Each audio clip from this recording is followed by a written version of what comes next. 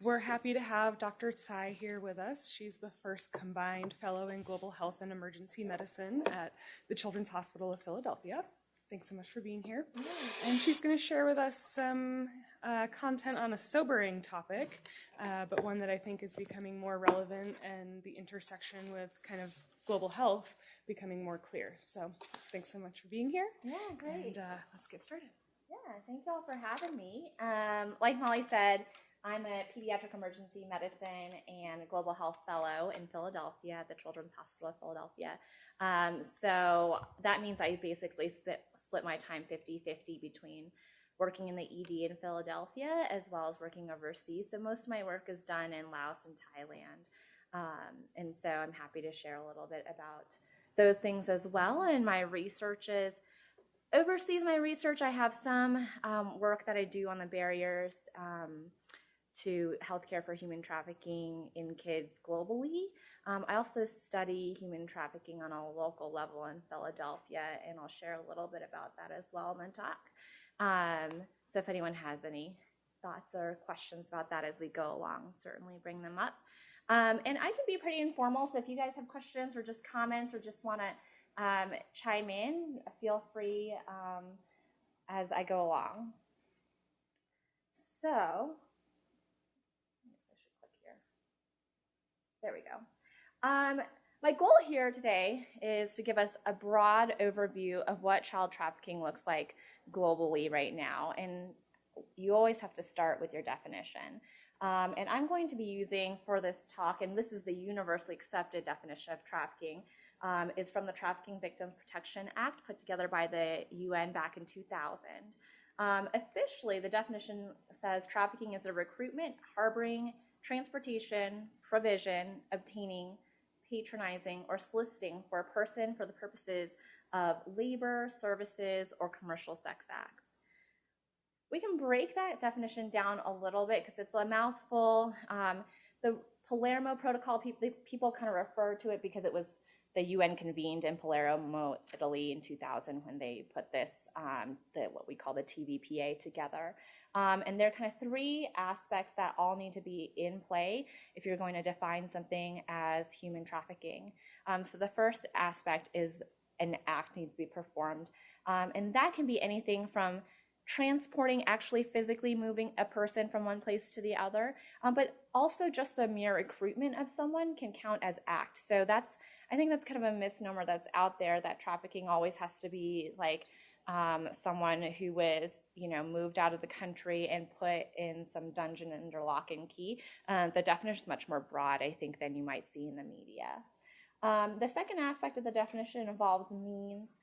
So what that means is the way that they manage to actually move or recruit that person, whether that is, for example, exploitation of a power differential or servitude or things like that.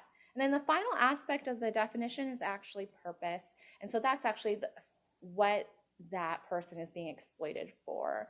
And that's any number of things from sex trafficking, sexual exploitation, to labor, to servitude, to child marriage is included under this definition, as well as even organ trafficking. That would be considered a purpose and would fulfill the requirement to consider that a case of trafficking.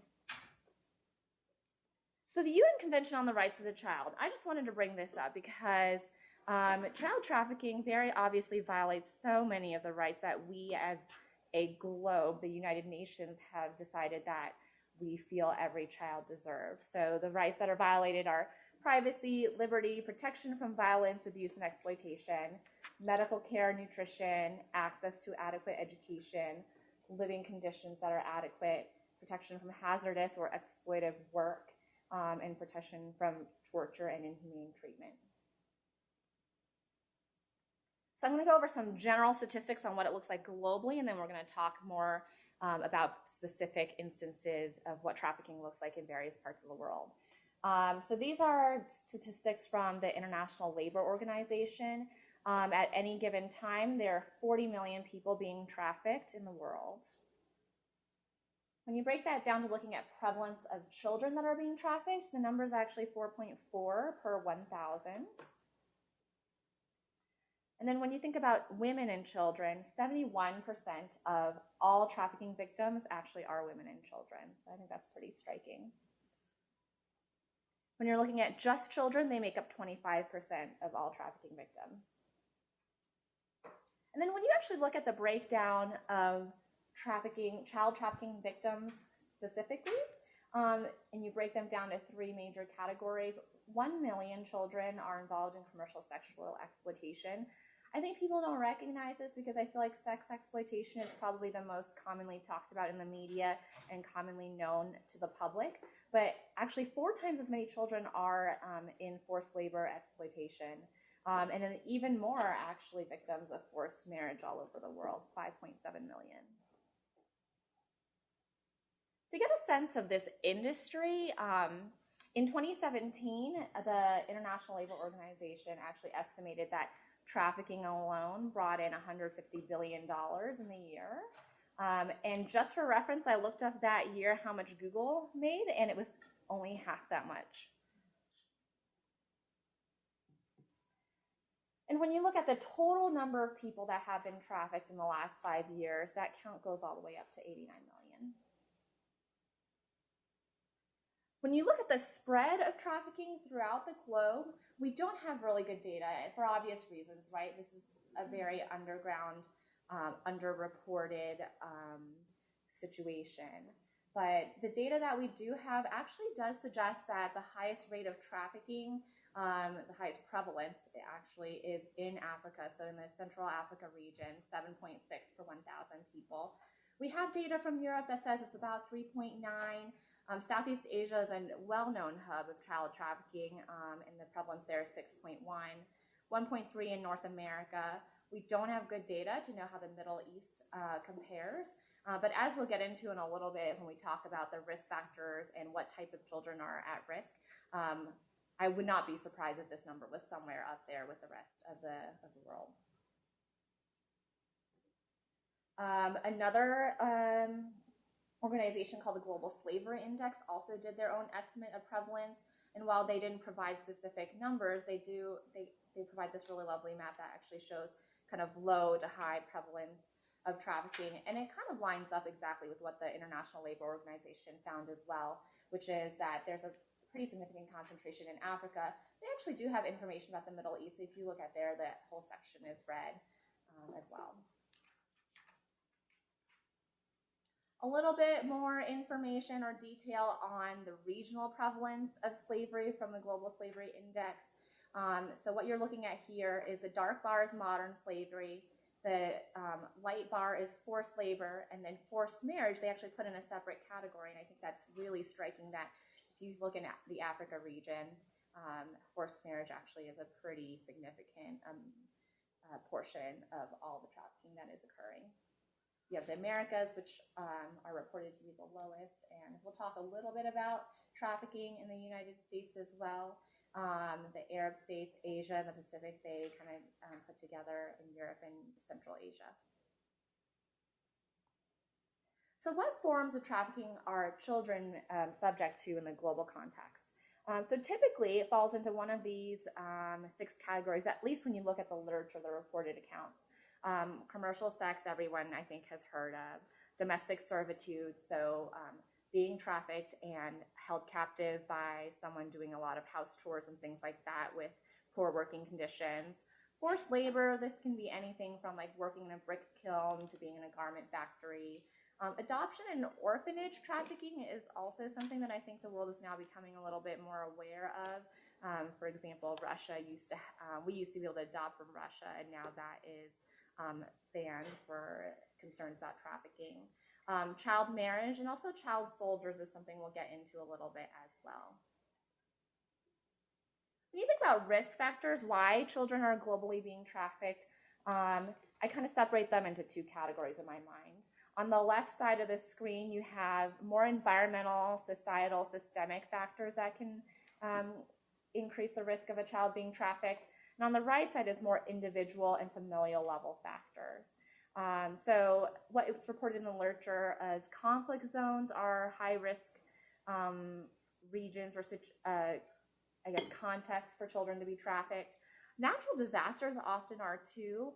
There were many accounts of trafficking after the Haitian earthquake, after the Nepalese earthquake, things like that, mainly because the infrastructure, the government infrastructure is down.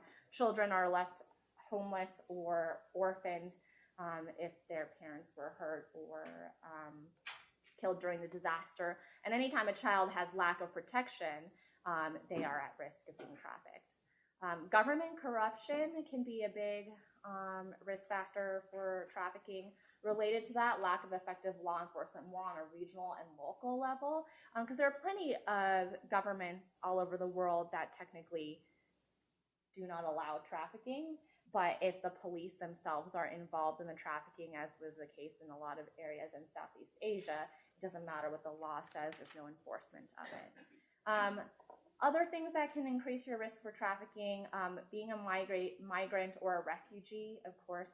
A lot of refugees, when they leave wherever they're fleeing, of course they're fleeing persecution or something of that nature, don't have rights wherever they end up. And so that's a big risk factor. And marginalization as well, and I want to bring up LGBTQ under this category as well. In a lot of parts of the world where there's still so much stigma attached to being LGBTQ, being marginalized can greatly increase a child's risk of being trafficked. From the individual level factors, honestly, so much of global child trafficking is driven by economics. So economic need for the family often is what is the driver for those children being particularly vulnerable because they get taken advantage of, essentially. So lack of basic needs, abuse, lack of family protection, so kids that are orphaned. Low level of education has also been found in the literature to be associated with being trafficked. Exactly the interplay of why that is not that clear. And then homeless and runaway youth, particularly in North America, are also at high risk of being trafficked. So now my goal is to kind of go through different regions of the world and give you just kind of a drive-by idea of what types of trafficking have been reported there, what those look like, and kind of case vignettes from each region. So it's going to be kind of a high-level overview. We can, of course, stop and ask more specific questions if anyone has any thoughts. So I'm going to start over in Southeast Asia. I feel like you can't talk about Southeast Asia and trafficking without mentioning the Myanmar Rohingya people crisis. So that's what this picture depicts. Several years ago, the government basically essentially wiped this entire population of people of their rights. And so the Rohingya people have been migrating to multiple neighboring countries. What that actually looks like when you look at it on a map. So you have Myanmar here, and these are like the counts of people that have been displaced due to the persecution. So we have Saudi Arabia in the Middle East, people end up in Pakistan. India is a big place where people end up fleeing to, and that's a big problem because there's a lot of sex and labor trafficking of children in India and in Southeast Asia as well. So here's actually a case study from the Trafficking in Persons report, which I'll talk a little bit more about later. But a Rohingya child and her family, they initially fled Myanmar to escape the oppression and persecution. So they cross the border, they end up at a refugee camp in Bangladesh. And this is extremely common in refugee camps. There are people who basically are traffickers there who come and offer promise of a legitimate job to the child and the family. And so how that looks like in terms of the actual definition of trafficking. So the act aspect of it was wrapped up in being approached by that agent. So that agent recruited that child and they were approached about the job. And so that fulfills that aspect of the definition. The means was the exploitation in the deception that in India that they would have a job. Once they showed up in India, they were told that they now owed an exorbitant debt that they could never pay. And debt bondage is something that comes up over and over again when you're talking about trafficking. It's essentially like a form of exploitation where a constant need for being unable to pay back the debt causes the person to never feel like they're ever free, which is a lot more psychological than it is actual like ball and chain. And I like to bring that up because I feel like the media and the public kind of still thinks that trafficking is just this aspect of actually physically being locked somewhere. And then for that child, the purpose was for forced labor in a garment factory, unfortunately with poor working conditions and little to no pay.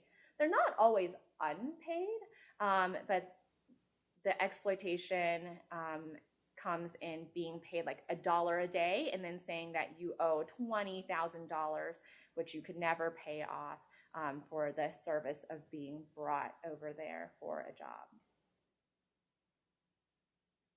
So now I want to move over to India and talk a little bit about what sex trafficking looks like in India. This is actually a personal case. One of the girls that I met when I was working in Mumbai actually told me this was exactly her story, because I was asking her what part of India she's from, because I was in Mumbai at the time with her. And she was like, oh, I'm from Bihar. And Bihar is actually this northern state of India here. It's one of the poorest states in India. She lived in a small village. It's right at the border to Nepal. And her own uncle actually drugged her and stuck her on a bus and sold her for a few rupees. So she ended up on a bus, she literally said she woke up in a bus station and then was picked up by someone and brought to a brothel in Mumbai, India. So here's a picture of what I like to call ground zero. This is one of the main red light districts. Streets in Mumbai, India. So all these are all brothel fronts. And it's very public in Mumbai. It's not something that you have to, it's not like, oh, I have to go down this dark alley in the middle of nowhere and hide where I'm going. It's actually surprisingly open. We actually held medical clinics on this street, like in the middle of the red light district. So that's kind of a sense of what that looks like. But where the actual control comes in for sex trafficking, kind of like to talk about in 3 different phases. And this is all from this girl that I was talking to, this experience. She says that when you first come into the brothel, there's always what they consider a break-in period. And this is like, this is like a strategy, for lack of a better word, that brothel owners will use. During that initial period, they will repeatedly rape the child, punish them with violence if the child attempts to escape. So very quickly establish their power differential and make it very clear that if you were to do anything, we will threaten. They'll often threaten the child themselves and also threaten their family at home, to the point where the child kind of loses their spirit and doesn't want to do anything. Phase 2 is when they bring in the debt bondage. So they'll say, you can be free if you pay off, $50,000, which they would never make. If you look at the actual numbers of how much the children are making them, it's $4 per sex act, up to 11 times a day is what's been reported. And they make more money if the child has unprotected sex with the customer, which obviously has public health implications, STIs, pregnancy, things like that. And then phase 3, so at some point, if the debt is actually paid off, there are now women, often they're girls when they entered, women when they are quote unquote free. But at this point in her life, right, she probably has children from having so much unprotected sex. She's probably got HIV. She's probably addicted to substances to deal with her situation. And these women often end up in a continued cycle of debt because that's the only way they understand economics. They don't have their own education. They don't have their own skills, so they don't have a way of actually truly making it on their own. And they end up borrowing all kinds of money and ending up in continued debt bondage. And so I think that people will look at sometimes women in phase 3 and say, hey, why can't you get out, right? Or like, you're free, why are you still doing this? I think if you look at what they've gone through to get there, I think it's very clear that this was not their own choice. Why do people actually do this? Because it's so nefarious. Unfortunately, there's, like I said, economics is the driver. The profit made by selling a girl into slavery in India is 71%. And the price range for a girl in India, $1,700 to $500. A little bit more about kind of the psychological aspect of trafficking and why women and girls can't just leave. They report a loss of trust, right? Because initially, in phase one, they've already been severely abused. So at that point, a lot of times when people try to step in, like NGOs, people who do kind of rescue work will tell you it's actually very, very difficult work. It's not like you just show up and girls are like, oh, great, I'm so happy to see you. Get me out of here. And I have found that same effect in talking to some of my youth through the study I'm doing in the U.S. as well. So I think this is a pretty universal phenomenon that when you've gotten to that point of abuse and exploitation, like people don't see help as like this, like a lifeline, because they don't trust anybody at all. They lose their sense of self. The only stability that they see and understand is the trafficking situation that they're in. And particularly for girls in India or any other type of society that's an honor and shame-based society compared to, a more individualistic society like the U.S., the loss of honor can be completely devastating. This girl that I was talking to in Mumbai said even after she, quote-unquote, became free, there was no way she would ever go back to Bihar, to her village, because no one would ever accept her, because everyone would consider her too soiled to be at home. I want to talk about Laos a little bit, because this place is close to my heart. This is where I do a lot of global health work. Laos is an interesting place because the geography of Laos actually makes it a perfect source country for trafficking. So Laos is flanked by Vietnam, Thailand, China, and Cambodia. These are all countries that are economically more powerful and politically more powerful. And Laos has historically been taken advantage politically by a lot of the surrounding countries. The other aspect that's very interesting and related to trafficking is that the Mekong River actually runs right through Laos and connects all of these countries. And so a lot of trade occurs in these areas. But as you can see from this map, this is actually done from a study done in Laos. All the arrows are places where Lao children are being trafficked out to other countries. So that's why people say it's a source country. They're being trafficked across the Mekong into places like Thailand, into Cambodia, etc. So this is a story of a girl who was lured from actually already working in a garment factory, so already in a forced labor situation, and was sold into domestic servitude in Bangkok.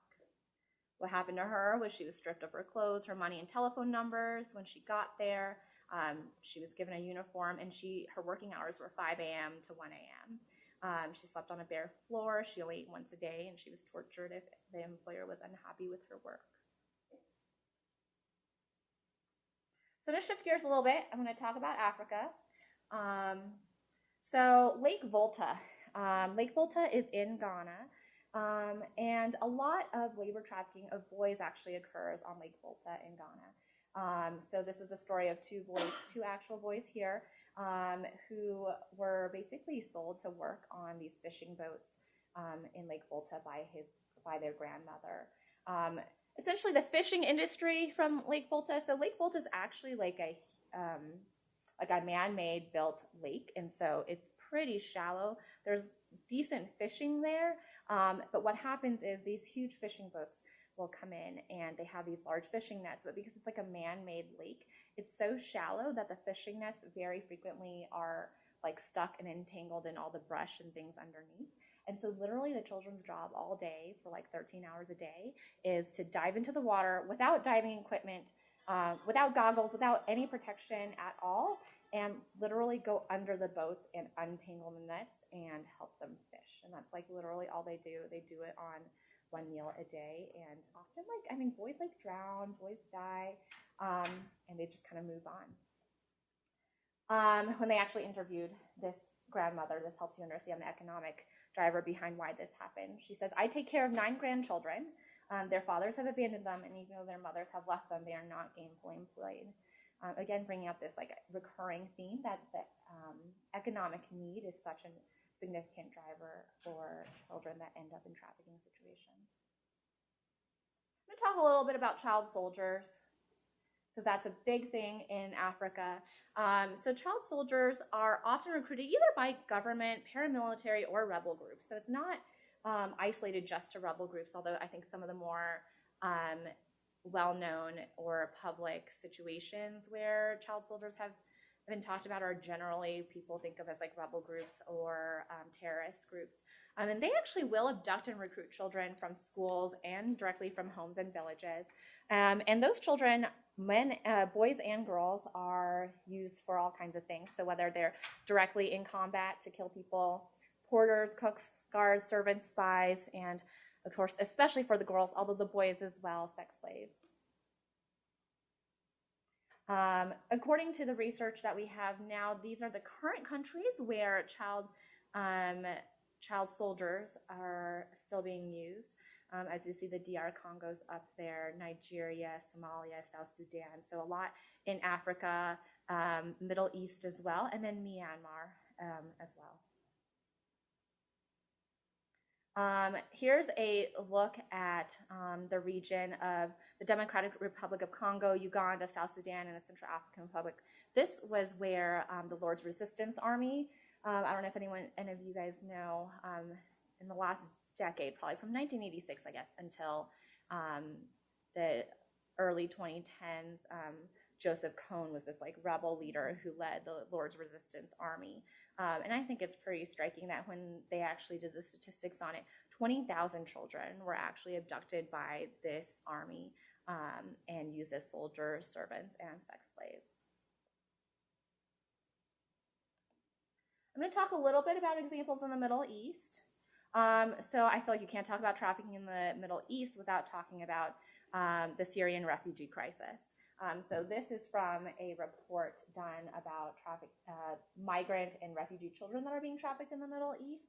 And just looking at the number of displaced children and families that are Syrian refugees. So 6.6 million still internally displaced in Syria, 1.9 million in Turkey, 1.1 million in Lebanon, 0.63 million in Jordan, and 0.25 in Iraq. So they really are quite dispersed, and I think the numbers are staggering.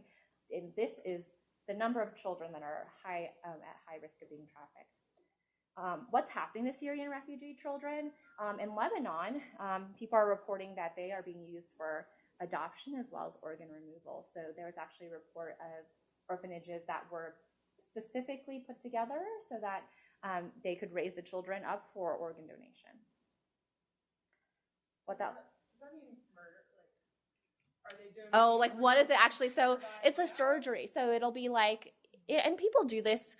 There's like a whole black market of organ trade where people will like brokers will approach people in economically depressed places, poor people essentially, and say, hey, like you don't really need both of your kidneys. You just have one kidney that's sleeping and one kidney that works. And so you can sell your sleeping kidney to me for, $10,000, save your family, and they'll do the surgery. They'll do a surgery, and after the stitches are out, they wipe their hands clean. So there's no like follow-up care. It's obviously not in like a hospital. It's like under the table, some type of physician does the surgery and they sell the organ. So I have another question. Maybe you'll get to this later. Yeah. You're talking about like agents and brokers, but who is making all the money? Like, are there people who aren't on the ground doing these things but kind of pulling the strings, and they have people working for them, or like all of that revenue that you talked about? Who is that going to? Yeah. So a lot of times they do operate in rings, although there are people who operate individually, at least from like reports that are out there. A lot of times it's some like head honcho who obviously is making the most money. These brokers who are like in charge of like recruiting and things like that. The child themselves sometimes may see a little bit of the money, but obviously like if you can sell a girl for several $100s and they're making $2 a day and they're having sex 11 times a day, like clearly they're not getting their fair share of the cut. And so that agent may be the one who's probably getting some percentage of that. And then the head honcho, of course, is like the person who's making all the money. In the organ specific situation, I've read of both situations, like where people just like somehow are just in the black market and they are operating on their own, have like a connection with someone who does the surgery and they work together and they just sell organs, or like whole rings. So it's both. It is mind-boggling. The cost of a kidney in Lebanon, $5,000. The cost of a child, $12,500. Okay, we're going to go to Europe for a little bit, and I'm going to talk briefly about Bulgaria. So this is a place where children are trafficked for begging on the streets, and they're also trafficked in pickpocketing rings. I thought this was interesting when I read about it. So there is this head honcho person. He's the guy who gets all the money, and he's the one who's telling families that they can get legitimate work for their children.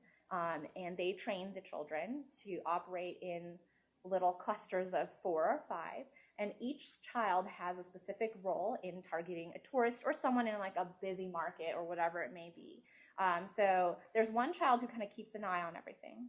There's one child who actually engages in the tourist or whoever the target is and actually talks to them. And so like any of you, like if you ever do global health work or like travel and you'll like see these like children who look like completely destitute and come to you begging, a lot of them probably are being trafficked, and probably this is what's going on. And then there's a second child who is in charge of actually doing the snatching while the first child engages the person. And then a third child is actually on the side ready to get the item or the money so that it's transferred quickly. And then this person gets all the money. In Bulgaria, these people who, like these pickpocketing rings, actually make $14,000 a day. It's like completely wild to me, but that's actually what's been reported.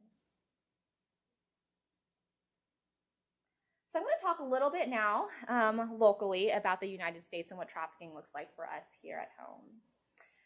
So this is a heat map from the Polaris Project. So if any of you just want data or information about trafficking in the United States, we don't have perfect numbers, of course, because it's obviously underreported.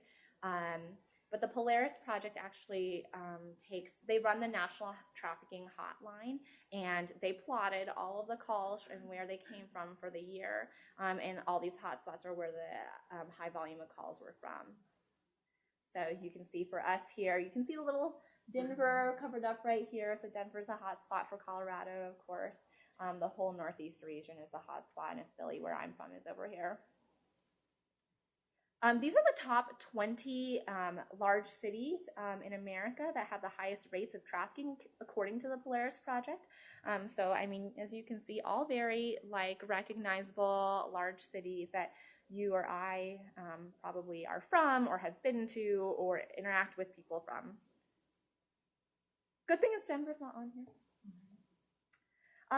Couple vignettes of what trafficked children look like in America, a whole wide variety. So foster youth are high-risk populations in the U.S., especially because, unfortunately, a lot of foster youth end up in abusive homes, even in the foster system. And runaways, in particular, have high rates of being trafficked. Undocumented immigrants in the U.S. are also at high rates of trafficking. So some of our migrants from Latin America often end up in situations of construction or farming type of situations where, because they're undocumented, they're paid under their table, but they're not paid what they're worth, and their living conditions and labor conditions are unfair. Teens with an Instagram following. I put this up because I actually had a patient in Philadelphia where the way that she came to us was she was on Instagram, just a regular high schooler on Instagram, and someone who posed as the popular boy from like this school across the street started talking to her and said he wanted to like meet up with her and wanted to like start a relationship.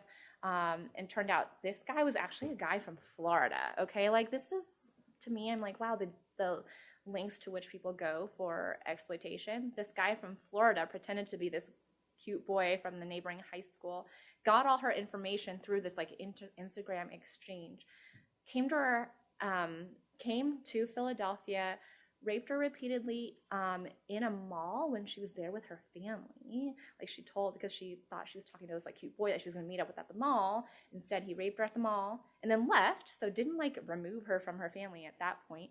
But at that point, like that amount of, he was saying, if you tell anybody or if you don't do what I say, then I will tell your parents. And so a couple of days later, he like actually goes and abducts her, brings her into like this house with some other people, and the FBI found her, which is how we ended up with her in the healthcare system, was because the FBI found her because her parents were like, well, now she's missing, we don't know where she is, ended up finding her. So teens, social media is a risk factor. Another one of my youth actually who's in my current study told me that she's transgender, so that's one already. She's part of a more marginalized population. And she was living with another transgendered girl in an abandoned house in New York City. And one day, literally, someone busted down their door and put them in a van and drove them to Philadelphia, which is how I met her, and basically sold them for sex until they were actually, thankfully, that ring was busted by the police, and so they were extricated. Interesting data for those of us who interact with the healthcare system in the U.S. 87.8% of trafficking victims actually access healthcare while being exploited. So this is from one of the largest survey studies that we have on trafficked victims in the U.S. And a similar study, another survey study says that over half of them present to the emergency room. And so for people in the audience and people like me who work in the emergency room, I think this is particularly poignant. My point being is that from the healthcare perspective, we actually are seeing the unseen. We're seeing people who are being trafficked. So those of you who work in public health, who work at Children's, you probably are on some level interacting with trafficked children. You may just not know it. So on the topic of healthcare, I was going to share a little bit about what we're finding out about healthcare barriers that globally trafficked children experience. So there really is not much data out there, which is why we're doing this study. So we did, myself, a collaborator, one of my collaborators here in Denver, her name's Karen Albright. She actually works for University of Denver.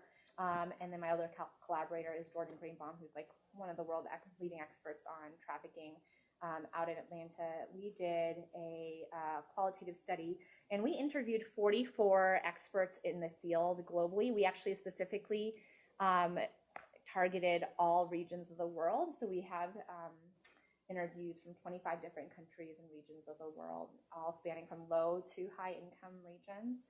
And we did semi-structured, open-ended interviews asking them about their experiences with their trafficking children, like their children that are trafficked, asking them what kind of healthcare barriers and mental health care barriers were they experiencing in trying to take care of these children. Oh yeah, go ahead. Is there like a report of those interviews? So this is data I presented at a conference already. We're manuscript writing, so probably in the next year or so, there'll be something published. You guys get a little preview. So when we actually look at the qualitative data, health issues that these children are reporting from the physical health standpoint, STIs, reproductive health issues, seizures, malnutrition, and violence-related injuries have all been reported. And a lot of mental health problems. So depression, anxiety, PTSD, eating disorders, and substance dependence actually was one that was reported over and over again as well. A lot of these people in the field tell us that they have significant resource limitations, and a lot of them span both primary care as well as emergency care. Specifically, multiple people mentioned services for more marginalized populations like boys who are trafficked, because some people don't think boys can be trafficked, and LGBTQ youth. And then just basic supplies, medication, and funding. Funding over and over again was mentioned as a huge barrier for people who are doing the work that they're trying to do. When you look at specific reported barriers to healthcare, both physical and mental health, we kind of found a spread of barriers that we categorized into 3 categories. So barriers from the provider aspect, so this is referring to either physicians, psychologists, mental health professionals, social workers, etc., people who actually provide care to trafficked children globally. They encounter issues with poor understanding of trafficking, so people just don't even know what it is. And this is actually something for any of you guys who work globally, I would encourage you to open the conversation, because I found the first time I decided to bring up the idea of trafficking when I was working in Laos, like my colleagues, my physician colleagues in Laos, in like one of the largest children's hospitals in the nation, and is like the residency director, and like this is where all the Lao pediatricians are being trained in the nation. Like he literally had like no clue that this was happening. So I find it very striking that a lot of times, like we on the from America looking at this, like the rest of the world think we have all these ideas about all what's going on, and then you might talk to people in those countries and their perspective is like so different, and so you have an opportunity, I think, for advocacy there. But poor understanding of trafficking, limited medical training, unfortunately, is a huge issue. Like a lot of these kids aren't able to access physicians. They're seeing people who just don't have any training at all. Lack of trauma-informed training is also a huge thing. I think in the U.S. we're becoming more informed about trauma-informed care, but it's a fairly new concept, and by and large mostly unheard of with the people that we talk to. And stigmatization was reported as well, which is very sad, but providers in the global context who look down on trafficked children and don't want to provide them care. Barriers from the survivor aspect, so children who are victims of trafficking, survivors experience shame and just actually don't want to access healthcare because they feel shame. Not recognizing that they even need care has been a barrier, or fear regarding confidentiality. So one, like HIPAA is an American thing, HIPAA is not like a global thing, and I think that the lack of trust feeds into the fear regarding confidentiality being such a barrier. And then, of course, everyone reports system barriers. The big ones that popped out for us in the data were shortage of providers, frequency of staff turnover, poor care coordination. So, like these children often after care need a lot of services. Like they need the physical health aspect. Some of them need an OB-GYN because they might have children or are pregnant. But they also need mental health therapy, medicine, things like that. And there's just poor coordination of all these different services. And then lack of specialties, so lack of psychologists, trained psychologists, and mental health professionals is a big gap globally. Looking forward, what are we as the world doing? I wanted to bring up the Sustainable Development Goals and at least kind of get us more to a positive note as we get closer to the end of the talk. But the Sustainable Development Goals for 2030 that the United Nations has put together actually very specifically mentions eliminating child trafficking in number 5, gender equality, in number 8, decent work and economic growth, and 16, peace, just, and strong institutions. But I think if you look at all of these, addressing any number of these addresses a lot of those risk factors that I brought up at the very beginning. Other things that we on a kind of global scale are doing, the United Nations actually put together what they're calling GLOW Act, which is the Global Action Against Trafficking in Persons and Smuggling of Migrants Committee, and they are doing all kinds of both advocacy work, actual litigation, legislative work, both policy as well as actual representation of trafficked victims in the court of law in their countries, as well as education and prevention work. Back to the Global Slavery Index, they actually put together a scale through which they measured the government response. So I think, so high government response, so green being good, orange being low, I think at least it's encouraging that there's a decent amount of green all over the world, right? People are trying, governments are trying to respond. But I think also correlated with it, the places where there's lower government response also happen to be places, if you remember on the first map, actually have high prevalence still. So now I want to talk a little bit about what can I do. So what can we do? And 3 easy things that I would encourage anyone to do. One is to educate yourself. So just do more learning, read about it, and I'll give you some resources in the next couple of slides. Find opportunities to donate to people. There's a lot of wonderful work being done around the world. People who are rescuing children, people who are doing prevention work, people who are doing aftercare work, and all of that. Like I said, from our analysis of our data, like funding is by and large one of their biggest barriers to being able to do everything that they need to do. And then of course advocating, and I'll talk a little bit about options to advocate for kids. So the Trafficking in Persons report, a lot of the data and vignettes and things from this presentation actually came from the Trafficking in Persons report. So it's actually on the state website, gets put out every single year. They actually have a tier system where they classify like the countries by how good their government is at dealing with trafficking and the situation of trafficking as a whole. So there's tier 1, tier 2, tier 3 countries, and a lot of very good baseline data in here. The International Labor Organization also has very good research statistics and data. So if you want to look at that, their reports provide more detail on the concepts that I introduced today. The Global Slavery Index, so several of the maps that we looked at today are from them. And one of the good things that I like about this report is that they actually do delve into the industries also, specifically that if you buy these certain goods or these certain products, you are fueling a industry in this country that is high risk of trafficking.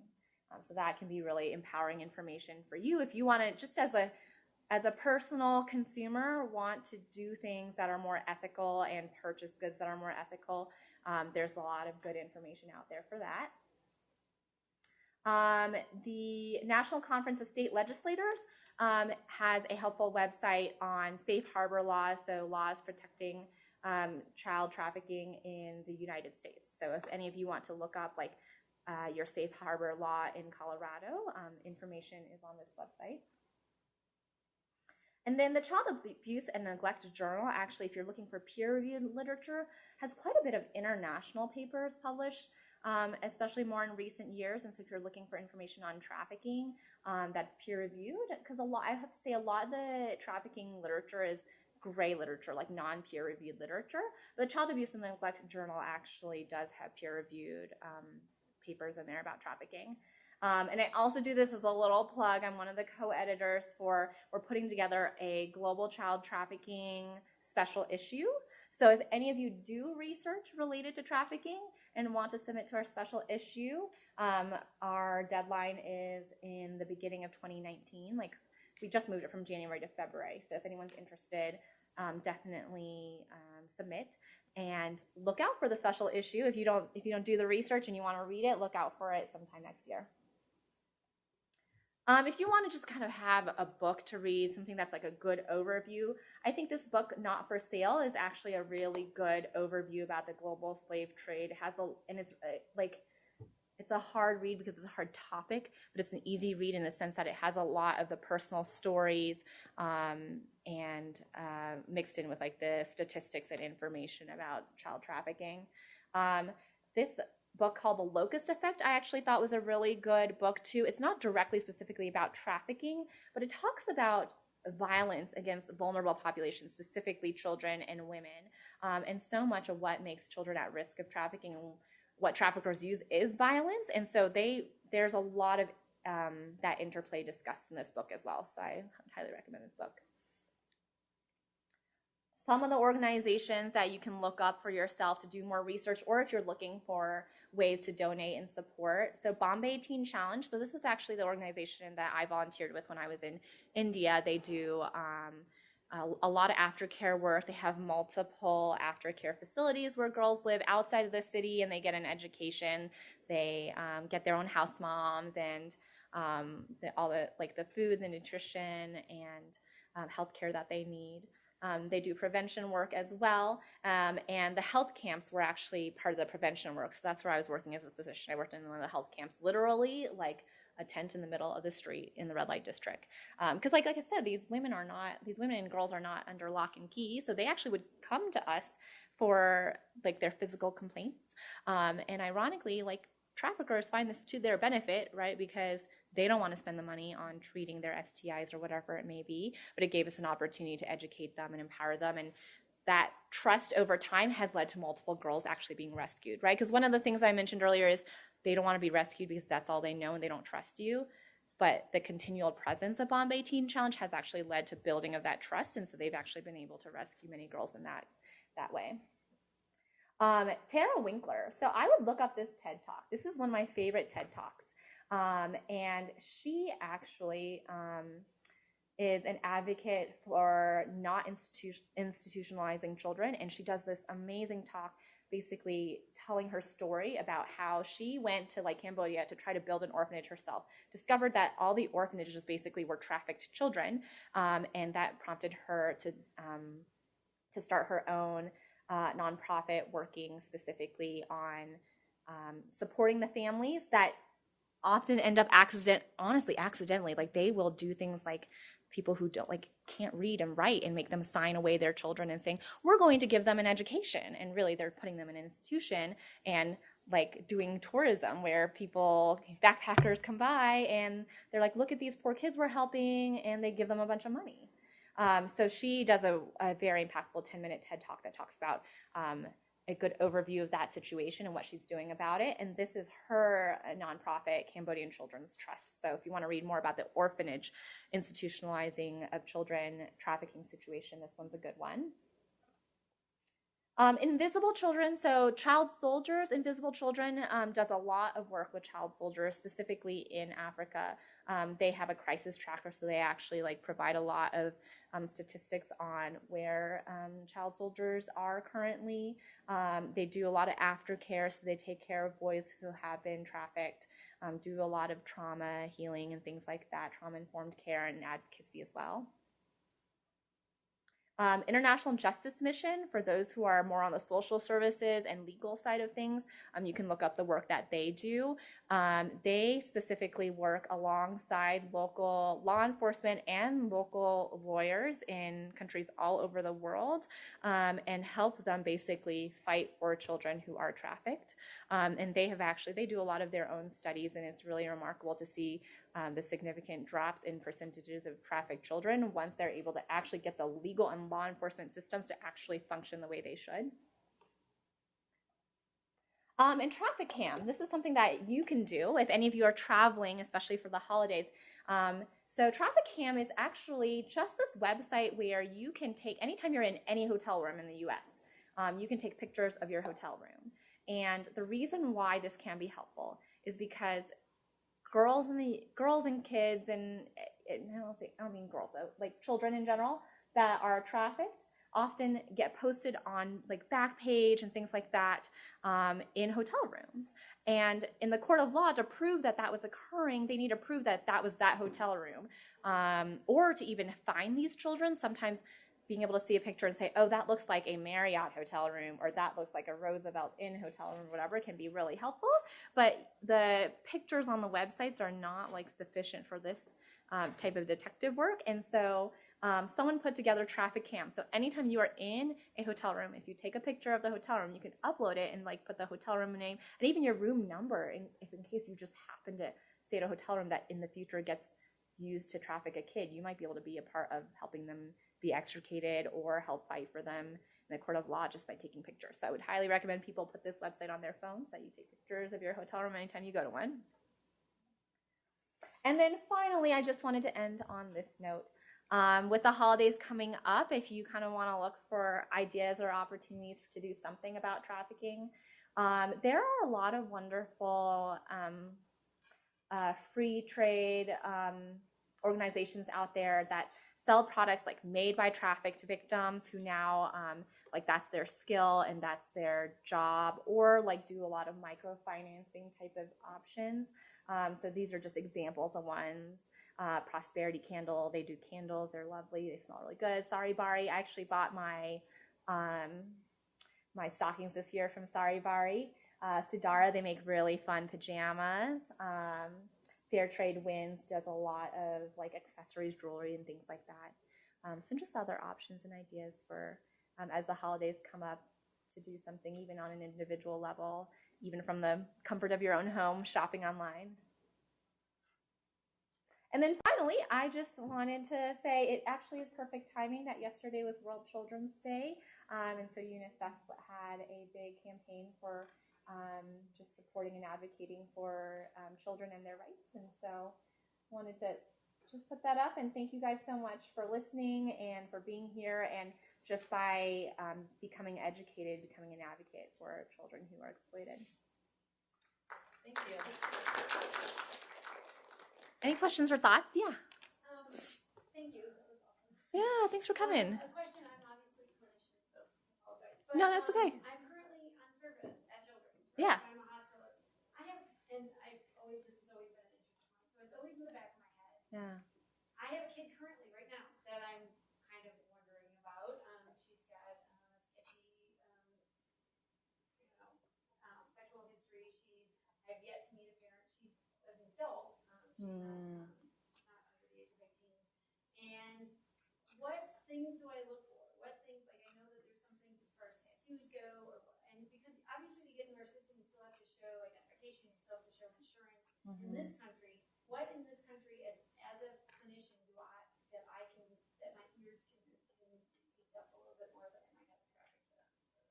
Yeah, so the literature that we do have, Jordan Greenbaum, so if you look her up in PubMed, she does have some papers that is like look at risk factors that significantly distinguish kids who are sex trafficked from kids that are just sexually assaulted. And some of those things are kind of feel non-specific when you look at them. They're like greater than 5 STIs, history of like a physical injury, or like ever having had an injury involving loss of consciousness or things like that. So I think some of those things to look for are often more to like raise your concern. So you can look for some of those things, but to be honest, I think the answer is to ask. And that's actually part of what I'm trying to do my study on, is I'm actually interviewing trafficked youth about how they would want a clinician to ask them about trafficking. Because honestly, like the answer is to ask, right? Because like a lot of the risk factors that we're finding in the literature are still very non-specific. Like I'm pretty sure if you applied greater than 5 STIs and physical injury and some of these other risk factors to like my ED population at whole, I don't think that what would pop out would be an output of all my trafficked victims. But I think well, it kind of stinks because of the whole distrust issue, right? So yeah. My kids had over 30 partners, right? So then our next question is, well, have any of them, have they all been consensual? And that's, I guess, our way or my way of, Yeah. asking. But of course, they're going to kind of lie to me. Yeah.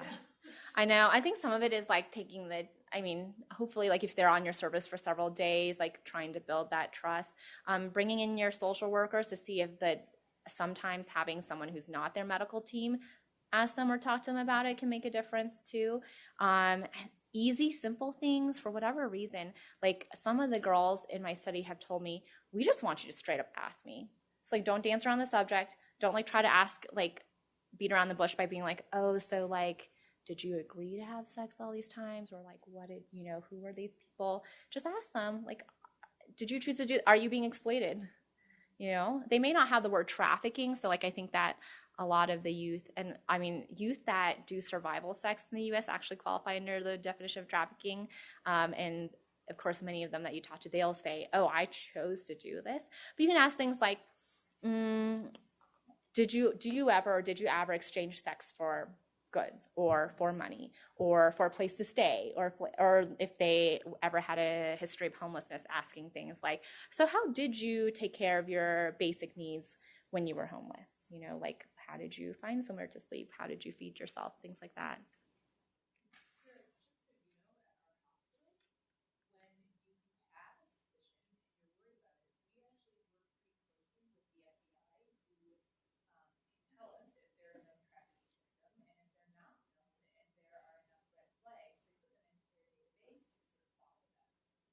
One like maybe a year or so ago, and I knew about that, but then again, I don't even know that the name that they're giving me is true and there was just so many. That's a little bit, we have to be more careful. We can report our concerns to law enforcement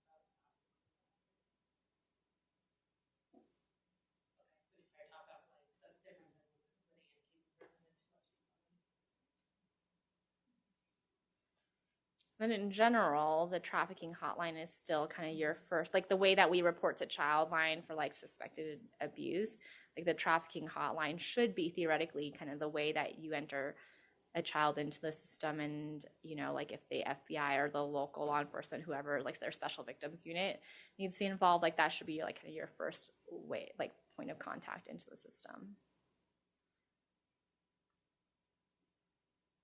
Sorry, I hope it's a little bit helpful. I know it's like kind of not, it is so hard. Hard. I mean, my patient's probably going home today. Yeah. She's in for substance overdose. And I worry, you know. Yeah. That I'm, you know, and that stat that you threw out there, as far as how many of them come through the medical system, Yeah. scary. Yeah. Honestly, I was reading in another paper that a lot of them actually end up ultimately being identified in psych facilities because they go through all this and then they end up presenting multiple times for like SI or like behavioral issues or whatever, end up in a psych facility. And then when everything is like kind of settled down and they've actually been there like, you know, for a significant amount of time and there's been time for the practitioner to actually get to know the patient is when these things come out. I think making sure she's got good follow-up. Yeah, I know. It's hard. Anything else? Any other questions? Well, thank y'all for coming, especially on a day before Thanksgiving.